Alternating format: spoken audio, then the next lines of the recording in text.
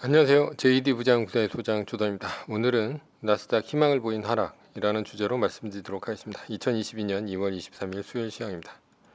후원은 유튜브 멤버십으로 부탁드립니다. 야수의 심장 투자법 종목과 최근 JD 부장구사 투자 현황에 대해서 알 수 있습니다. 관심 있으신 분들은 동영상 아래 댓글 링크를 참조해 주시기 바랍니다. 부의 체인저 1,2권이 절찬리에 판매 중에 있습니다. 뉴욕마켓워치 러시아 우크라이나 긴장 고조, 주가 떨어지고 국채 떨어지고 유가 올랐다라는 기사가 있는데요. 어제는 나스닥이 1.23%, S&P 500 지수는 1.01%, 다우존스 지수는 1.42% 떨어졌습니다. 메인 뉴스입니다. 나스닥 희망을 보인 하락이다 라는 것이죠. 어제 푸틴이 우크라이나 돈바스 지역에 분리 독립을 승인을 하고 군대를 보내면서 위기감이 최고조에 올라왔습니다. 나스닥은 어제 아침서부터 2% 넘게 떨어졌는데 만약 이렇다면 어제 나스닥 마이너스 3%가 뜰 뻔했습니다. 그러나 이후 우크라이나 대통령도 분리독립 지역에 군대를 보내지 않을 것이라고 했고 서방도 경제 제재가 세게 하지 않을 것이라는 기대감에 나스닥은 급락을 하다가 그나마 올라와서 끝이 났습니다. 우크라이나 사태가 지속되면 연준이 금리를 0.5bp에서 0.25bp로 올릴 것이다. 이런 기대에서 주가가 안정되었다는 말도 있습니다. 그러나 우크라이나 사태가 지속되면 유가가 올라 인플레이션 압력이 거세질 것이고 그로 인해서 연준의 입지는 좁아져 어쩔 수 없이 금리를 올려야 하는 악순환도 이어질 수 있습니다. 따라서 유일한 해결책은 우크라이나 사태가 빨리 진정되는 것이 주가가 오르는 길입니다. 푸틴이 지난번에 병력 철군을 얘기하고 나스닥이 급등한 것만 봐도 일단 우크라이나 사태가 진정되면 주가는 한 곱이 넘겼다고 볼 수 있습니다. 그러나 진짜 위기는 올 것인가는 다음 달 초에 있을 CPI가 분수령이 될 것입니다.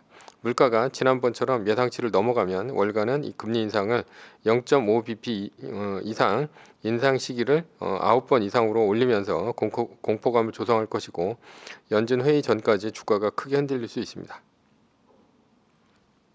그러나 우리는 이런 뉴스에 흔들릴 필요가 없습니다. 매뉴얼대로 하면 되기 때문이죠. V자 반등 리밸런싱이 바뀌었습니다. 그전에는 V자 반등을 하면 2.5% 오르고 내릴 때마다 사고 팔았습니다.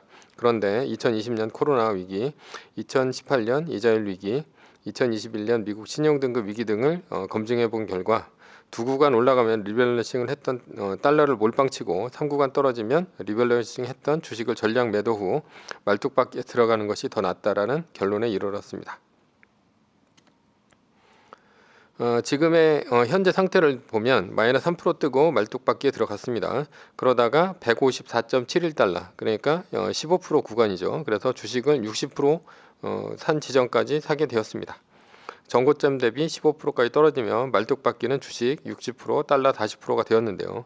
이후 애플은 어닝 서프라이즈를 하면서 170달러까지 올라오게 됐습니다. 그러면서 60에서 10, 20, 30, 40까지 사게 되었던 것이죠. 그래서 두 구간 상승을 해버렸습니다. 그러니까 154.71에서 지금 10% 구간이 163.81까지 올라온 게 되는 것이죠.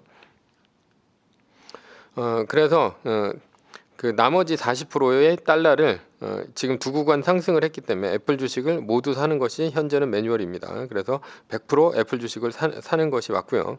이후 이전에는 2.5% 오르고 떨어질 때마다 10%씩 사고 팔았지만 이 매뉴얼은 폐기가 되었고요. 바뀐 매뉴얼은 마이너스 3%가 뜨고 말뚝박기를 하다가 V자 반등 리밸런싱을 반등을 하게 되면 V자 반등 리밸런싱을 하게 되는데 두 구간 올라가면 몰빵입니다. 그러니까 154.71까지 떨어져서 주식 60%를 갖고 있는 상태에서 두 구간 상승 그러니까 159, 164 이상으로 상승을 하면 몰빵을 치는 것이죠. 그래서 40%의 현금은 몰빵을 쳐서 요거는 리밸런싱 40% 그리고 60은 지금 말뚝박기 60 주식이죠. 그런 식으로 이제 되는 것인데 이후에 떨어지면 어떻게 되냐? 떨어지면 어떻게 되냐면 세 구간 떨어지면 그때는 리밸런싱 했던 주식을 팔고 그 다음에 말뚝박기를 하면 됩니다. 어느 구간이 떨어지냐? 세 구간 떨어집니다. 하나, 둘, 셋. 그러니까 150.16달러 그러니까 154.71까지 떨어졌었는데 여기 다시 올라갔잖아요. 그러다가 하나, 둘, 셋 이렇게 세 구간이 떨어지면 요때는 70%의 말뚝박기를 하는 것이고 30%의 현금을 갖게 되는 것입니다. 그리고 이후에 1구간 떨어질 때마다 또 10%씩 박으면 됩니다. 145.61이 됐다 그러면 80%, 141.06이 됐다 그러면 90%, 136.51이 됐다 그러면 100% 이런 식으로 떨어질 때마다 10%씩 말뚝을 박으면 됩니다. 결론입니다. V자 반등 리밸런싱 매뉴얼은 수정이 되었고요. 두 구간 상승하면 몰빵입니다. 그리고 사례 분석과 함께 자세히 읽어보시기 바랍니다. 사례 분석은 제가 세 개를 올려놨습니다. 2020년 코로나 위기, 그리고 2018년 이자율 위기, 그리고 2011년 미국 신용등급 위기를 이 바뀐 매뉴얼에 따라서 올려놨으니까 다음 카페 JD 부자연구소 다음 카페로 와서 보시면 보실 수 있습니다. 그 결과를. 그리고 지금 현재는 그러니까 150.16달러 밑으로 떨어지지 않으면 그냥 사고 팔지 않습니다. 절대 사고 팔지 않고 150.16달러까지 떨어지지 않았을 때는 사고 팔지 않고 기다리는 것이 지금 룰입니다. 서브 이슈입니다. 서브 이슈 코로나 인플레이션의 본질입니다. 코로나 인플레이션 때문에 연준은 기준금리를 올리려고 하고 있습니다. 근본적인 원인은 공급적인 원인인 물류난 때문입니다. 지금 물류난 원인은 중국의 영향이 큽니다. 시진핑 3연임을 앞두고 코로나 방역에 신경을 써서 그렇습니다. 그러자 중국의 공장과 물류는 돌아가지 않았고 공산품의 가격이 뛰었습니다.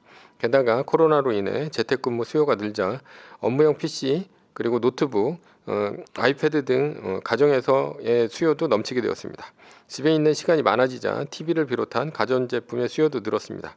여기에 병목 현상인 소재 부품이 있었는데요. 그것이 바로 반도체입니다. 갑작스럽게 반도체 수요가 늘자 가격도 싸고 저부가 가치의 차량용 반도체는 뒷전으로 밀리게 되었고요. 차량 출시가 늦어졌습니다. 그런데 코로나로 인해서 야외로 놀러가는 캠핑하는 수요가 늘어났습니다. 차량 출시는 늦어졌는데 수요가 늘어나니 결국은 중고차 가격이 신차보다 비싸졌습니다. CPI 그러니까 소비자 물가지수의 수치가 올라간 것이 중고차 가격이 높아졌기 때문입니다. 그러나 이런 코로나로 인한 일시적인 공급 병목 현상은 앞으로는 차차 풀릴 것으로 보입니다. 문제는 인건비 상승입니다. 인건비 상승은 구조적인 요인입니다. 왜냐하면 한번 올라간 인건비는 떨어지기 힘들어서 하방 경직성을 보이기 때문입니다. 인건비 상승으로 고통받는 곳은 유럽과 미국 중 미국입니다. 왜 미국의 인건비 상승으로 인한 고통이 있을까? 미국은 고용과 해고가 자유롭습니다. 이유는 1980년 레이건 대통령 시절 신자유주의의 영향이 큽니다. 기업이 위험에 처하면 언제든지 대량 해고가 가능하도록 법 개정이 되었습니다. 반대로 EU는 고용과 해고가 까다롭습니다. 그래서 이번 코로나 위기 때 미국은 직원을 대량 해고해서 위기를 넘긴 반면 EU는 직원의 급여를 삭감하고 고용을 유지하는 형태로 위기를 넘겼습니다. 정부의 역할에서도 차이가 있는데요. 미국은 양적 완화를 통해 달러를 실업자에게 현찰로 꽂아줬습니다.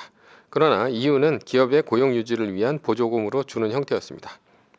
이렇게 미국과 EU의 행태가 다른 것은 미국은 노동의 유연성을 더 강조를 하고요. EU는 사회의 안정망을 더 추구하기 때문입니다. 미국은 일자리 창출을 더 중요시합니다. 한마디로 기업을 더 중요시한다는 얘기죠. 그래서 해고에 신경 쓰지 않고 창업을 하는 혁신적인 나라입니다. 그러나 EU는 사회 안전망을 강화해 정부가 가계소득을 안정적으로 보장하는 나라입니다. 그러니 미국의 실리콘밸리에서 더 혁신적인 기업이 생겨나는 것이고요. EU는 주로 명품 회사나 타이어 회사 같이 변하지 않는 기업만 유지되는 것입니다. 이것이 미국의 혁신이 EU보다 더 혁신적인 이유입니다. 미국이 이렇게 혁신적인 이유는 영국의 영향 때문인데요. 유럽의 대표국가 프랑스는 공무원이 기업가나 과학자보다 더 대접받고 물적 보상도 더 큽니다. 그러니 인재들이 주로 공무원으로 갑니다. 산업공상이라는 계급 정신이 프랑스에도 있습니다. 이러한 사회 분위기는 아무것도 생산하지 못하는 공무원에게 몰리면서 왜곡된 인적 배분을 만들고요. 혁신을 멈추게 합니다. 그래서 산업혁명이 프랑스가 아닌 영국에서 나온 이유입니다.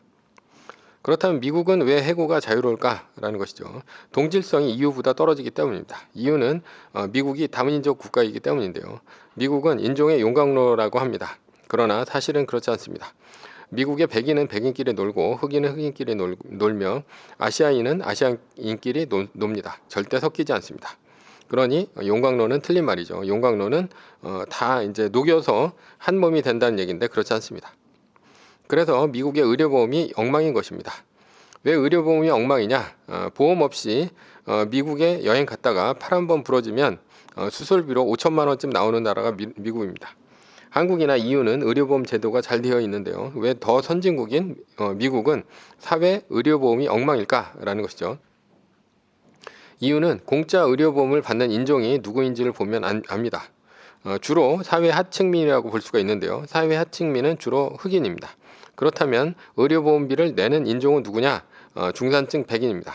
그런데 중산층 백인이 하층민인 흑인의 의료보험을 내주고 싶을까라는 것이죠. 그렇지 않을 것입니다. 그러니 전국적인 의료보험이 안 되는 것은 미국의 동질성이 약하기 때문이고요. 좀 더 보수적인 공화당이 반대를 합니다. 이런 동질성의 차이가 미국을 의료보험 후진국으로 만들었습니다. 한국은 미국과 EU 중 어디에 가까울까라는 것이죠. 미국보다는 EU입니다. 민족으로서의 동질성도 강하고 전국민 의료보험이 가능한 나라입니다. 해고가 힘들고 공무원이 우대받는 나라입니다. 그래서 인적 자원의 왜곡이 심하며 혁신이 없는 나라입니다. 지금까지는 제조업으로 잘 따라왔지만 선진국이 되기에는 창조적 파괴의 기업가 정신이 부족해서 무리입니다. 그러나 장기간 코로나가 지속되자 미국이 EU보다 급여가 더 올라가는 현상이 벌어졌습니다. 왜냐하면 EU는 고용을 유지했기 때문에 인건비 상승이 더뎠는데요. 그러나 미국은 일단 해고를 했고 재고용하는 과정에서 일터로 돌아오는 인력이 모자랐기 때문입니다. 왜 미국의 노동자는 일터로 들어오지 않았을까? 첫 번째는 많은 현금을 지원해주자 주머니가 넉넉해져서 더 놀 수 있었기 때문이고요. 두 번째로는 양적 완화로 돈을 풀어대자 주식 부동산의 가치가 높아져서 굳이 일을 안 하더라도 되기 때문입니다. 그래서 연준은 좀 더 위기를 부추기는 국면이 있습니다. 그래야 주식 부동산의 가치가 떨어지고 일터로 사람들이 돌아와야만 안정적인 인적 경쟁이 심해지고요. 그리고 인건비가 떨어지면서 인플레이션이 한풀 꺾일 수 있기 때문입니다. 결론입니다. 코로나 인플레이션의 본질은 동질성과 사회 분위기에 있습니다. 그럼에도 불구하고 앞으로 투자할 곳은 혁신적인 미국 기업입니다. 매뉴얼입니다. 세계 1등 주식은 전고점 대비 2.5% 떨어질 때마다 10%씩 팔면서 리밸런싱을 하다가 나스닥 마이너스 3%가 뜨면 말뚝을 박는 것입니다. 그러다 반등이 시작되면 V자 반등 리밸런싱을 하면 됩니다. 자세한 내용은 JD 부자연구소 다음 카페를 참조하시거나 동영상 밑에 리밸런싱 말뚝박기 댓글 링크를 참조하시기 바랍니다. 전제는 세계 1등 주식은 우상향 합니다. 위의 상황은 매뉴얼일 뿐입니다. 따를 사람은 따르고 참고할 사람은 참고하시면 됩니다. 주식을 사고 파는 것에 대한 모든 책임과 이득은 본인에게 있습니다. 매뉴얼을 지키려면 머리를 쓰지 말고 머리를 쓰려면 매뉴얼을 지키지 맙시다. 오늘은 나스닥 희망을 보인 하락이라는 주제로 말씀드렸고요. JD 부자연구소의 소장 조던이었습니다. 컨텐츠가 좋았다면 구독, 좋아요, 알람 설정 부탁드립니다. 지금까지 들어주셔서 감사합니다.